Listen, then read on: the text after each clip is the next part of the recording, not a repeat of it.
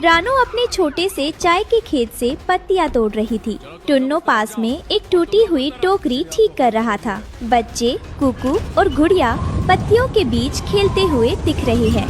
टुन्नो सुनो, मुझे लगता है कि इस साल ठंड पिछले सालों की तुलना में बहुत ज्यादा बढ़ गई है और इसी वजह से हमारे आसपास के सभी गांवों में गर्मा गर्म चाय की मांग भी अब तेजी से बढ़ेगी। इसलिए हमें इन ताज़ी और बेहतरीन पत्तों को आज ही तुरंत शहर पहुंचाना होगा ताकि हमें अच्छी कीमत मिल सके। हाँ रानो, पर इस खेती से जो कुछ भी मिल पाता है उससे घर चलाना बहुत मुश्किल हो गया है। बच्चों के लिए नए गरम टोपी भी खरीदने हैं। मेरे प्यारे टुन्नू, तुम बिल्कुल चिंता मत करो। मैं रात भर इस बारे में सोच रही थी और मैंने एक बहुत अच्छा उपाय सोचा है जिससे हम अपनी आय बढ़ा सकते हैं और बच्चों की हर जरूरत पूरी कर सकते हैं। बस तुम मेरा साथ देना। वाह रानो, आपकी अदरक वाली चाय की खुशबू तो पूरे जंगल में फैल गई है। उल्लू बाबा को ये बहुत पसंद आई है। धन्यवाद बिंदिया, मैं सुबह से ही बहुत उत्साहित और खुश हूँ। बस अगर हम थोड़ी और मेहनत कर लें और ये स्टॉल चल जाए तो हमारे बच्चों की छोटी छोटी ज़रूरतें और उनके भविष्य के सपने पूरे हो जाएंगे। मुझे और कुछ नहीं चाहिए। एक और प्याला रानो जी। आपकी चाय इस ठंड में अमृत जैसी है। जरूर जरूर। एक सूखे पेड़ की डाल पर स्टॉल से थोड़ी दूर कालू कौवा और उसकी पत्नी गोरी कौवी अपनी दुबकी हुई नजरों से रानो के स्टॉल को देख रहे हैं। कालू के चेहरे पर लालच और ईर्ष्या साफ दिख रही है। देखो कालू, ये रानो कितनी तरक्की कर रही है। उसका स्टॉल तो हमारे खाने के ठेले से ज्यादा चल रहा है। मुझे उसकी ये सफलता बिल्कुल पसंद नहीं। वो गरीब चुरिया इतना पैसा नहीं कमा सकती। इस स्टॉल पर मेरा हक होना चाहिए। पर आप करेंगे क्या कालू? मैं अब एक चाल चलूंगा। अब उस चील को बुलाने का समय आ गया है। रात का समय। रानो बच्चों को नए गरम टोपी पहना रही थी। बच्चे खुशी से चहक रहे थे।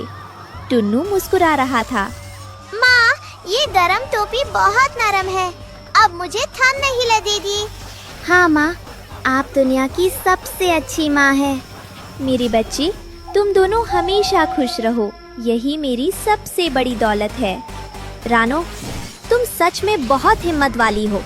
तुम्हारी मेहनत से ही आज ये सब हो पाया है। कालू कौवा चील से फुसफुसाते हुए बात कर रहा था। चील भाई, मैंने तुम्हें जो काम बताया था, क्या वो पूरा हो पाएगा? हाँ, हो जाएगा। पर जैसा तय हुआ था, मुझे उस स्टॉल के मुनाफे का एक बड़ा हिस्सा चाहिए। आपको सब मिलेगा। बस आप रानो को उस जगह से हटा दीजिए। कोई उसे बचा ना पाए। मुझे पता है कि क्या करना है। चाय के स्टॉल के पास शाम का समय। उल्लू बाबा अपनी मोटी गोल आँखों से रानो को देख रहे हैं। वे चिंतित लग रहे हैं। रानो बेटी, तुम इतनी सफलता पा रही हो, लेकिन जंगल में कुछ बुरी नजरें तुम पर हैं। मैं समझ नहीं पाई उल्लू बाबा। तुम सावधान रहना। कुछ लालची जीव तुम्हें नुकसान पहुंचाना चाहते हैं। अपनी मेहनत को बचा कर रखना। मैं आपकी बात का ध्यान रखूंगी बाबा। चाय के स्टॉल के पास अगले दिन दोपहर रानो अकेली स्टॉल पर काम कर रही थी। अचानक चील तेजी से झपट्टा मारता है। ये जगह मेरी है, निकलो यहाँ से। कालू, तुम ये क्या कर रहे हो? ये मेरी मेहनत है। बहुत हो गया तुम्हारा नाटक। अब ये स्टॉल हमारा होगा। चील रानो को जोर से धक्का देता है और वो पास की बहती नदी में गिर जाती है।